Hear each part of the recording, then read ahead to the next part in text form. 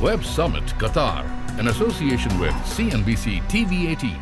We're here at the Web Summit in Qatar, and it's all about AI and innovation. And today we have with us Andrew Feldman of Cerebras Systems. Andrew, thank you so much for taking time out and being here with us at the CNBC TV 18 studio in Doha. Thank you so much for having me. What a fun event. Absolutely. And before we get into the nitty-gritties of everything, if you could sort of explain to us what it is you do at Cerebras. Sure. We build big, fast computers whose job is to accelerate AI. AI has two parts. It has training, which is as we make AI, and inference, which is how we use AI. And we built a chip and then a system and the entire computer that makes both training and inference faster and easier and use less power. Right. And, sort of to explain that to us a little bit further, when we talk about chips, the first thing that comes to mind is NVIDIA, right? When it's AI and chips. But if you could tell us, how are you doing this differently? Sure. There are lots of ways to make chips. We chose a way that focused on the exact problem posed by AI. And the hard part about AI for a computer is the amount of data that needs to be moved. And so we built a very big chip. In fact, we built the biggest chip in the history of the compute industry. And that allows us to move data less often, to keep it on chip, to work on it faster, and to use less power. And that was what I was going to come to, because when I was reading about Cerebras, the one thing I saw is about the size of the chip that you make, right? So, how much faster is it? How much more efficient is it? Like, what makes it different? Sure. So the chip is about 56 times larger than any other chip made. So compared to an NVIDIA chip, it's 56 times larger. It's order 70 times faster in inference, uses a fraction of the power. So this one chip is faster, it uses less power, and it makes your AI experience more enjoyable. So it's faster, it uses less power, and it's more enjoyable. And as we know, you now host DeepSeek on your platform, right? Do. And it's making waves. It's what people are talking about. And the thing about DeepSeek is that it's so much cheaper than what a ChatGPT would do or how you would do that. So why is that the case? So we host a whole range of models. We host open source models like Llama from Meta, DeepSeek from DeepSeek, and we also host closed source models for particular customers like Mistral and Perplexity and many others. And all of those are served to customers via our cloud. What makes it faster? It's a good question. By being a bigger chip, we have to move information less far. Right. And that's what takes time in compute.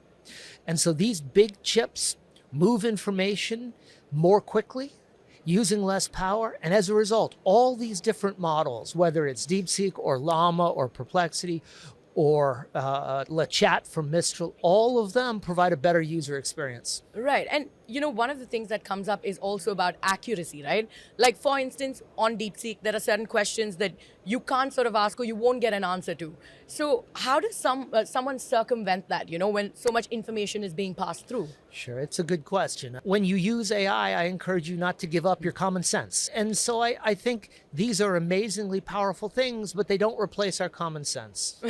So go ahead and think a little bit. Use these models, make progress. You might even compare the answers from two models. Right? From Llama, which comes from Meta, and DeepSeek, and see what is the similarity. And if they're both giving very similar answers, you can have more confidence. Yeah.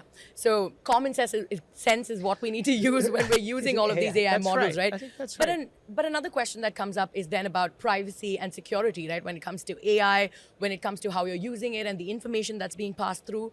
So what about guardrails when it comes to AI? Who needs to put that up? Does government need to work with corporates and figure this out? Or what sort of guardrails do you think need to come into play to sort of make AI more safe for everybody to use?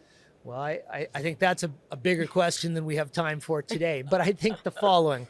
I think government has a role, but I think government wants to regulate. Right. And as entrepreneurs, we want to innovate. And we'd like the government out of innovation. Right. I think that we are, as a community, careful and thoughtful. I think we are aware that powerful technologies can be used for good and for evil. Right. I think the there's a responsibility on the consumer. Don't put your social security number in. Don't put your tax information in. Use your common sense at every stage, just as you would any other technology. Absolutely. Right? Just like when a Nigerian prince asks you to send them money, don't do that. Right? It's the same. Yes. It's the same for AI as it is for any other part of the internet. So you're saying that everybody has to be responsible for how they use AI, They do. because then it helps regulate it much better and much. They do. And we're not abdicating responsibility as the industry. We need to put in guardrails. We need to make it safer. And our users need to use some common sense. And what sort of guardrails would these be, though? Well, I think there's some questions we'd like not answered. Yes. Right? Weapons making. Correct. For example, we Yes. should make it harder to gain information about the chemistry of nuclear weapons, about all sorts of war-making techniques that I think are probably better left outside of Right. your chat. But I think open information, many of that information can be found in the library. I think it's okay if you make people do a little bit of work. You Yeah. got to get up off your chair. You Yes. got to get a library card. Yeah. You got to go to the library. I think that we should be very careful with our customers' data, obviously. Absolutely. We should destroy it quickly when we don't need it. If we have to save it, we should put up a whole set of thoughtful security around our customers' data. Right. It should be treated with respect. So everything needs to be treated with respect at this point. But I also want to come to the fact that Cerebrus has an office in India, right? We do. And our audience would love to know, what are your plans for India, and where does India stand right now in this AI race? Because I know the government's been pushing for chips and manufacturing of chips in India. So where does India stand in your plans at this point? Well, today we have about 70 people in Bangalore. And we're looking to double our office this year. We just took more office space. And so we're looking to continue our very rapid growth. Look, India has some of the best universities in the world, both their IITs and their NITs. These are extraordinary universities. They have people who are driven, and some of the great engineers. The environment is ripe for India entrepreneurship and for India to play a leading role in AI.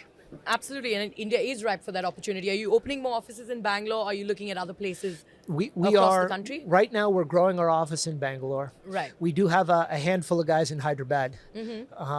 Not just because I like the biryani, but because I mean, but that's a good motivating factor. the biryani is phenomenal. Absolutely. And also, we are looking for a site to deploy together with our partner G42, a giant supercompute cluster Right. in India. One of the largest supercompute clusters for AI in the entire subcontinent.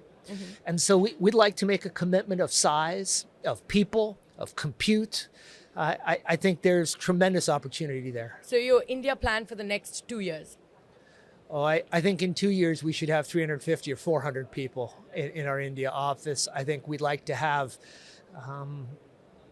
10, 12 exaflops of Cerebrus compute in a single site, providing one of the largest AI supercomputers in India. Okay. I think I'd like to get there sometime in much less than 2 years. We hope to see you in India. It would as be soon as that, enjoyable. I yeah. would like that very much. And before I let you go, I have to ask you, I know that Cerebrus has been in talks for an IPO. What's going on that front?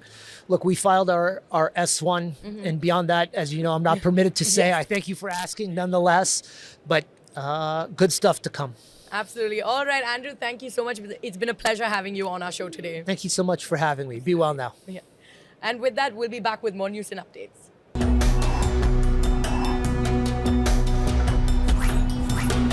Web Summit Qatar, in association with CNBC TV 18.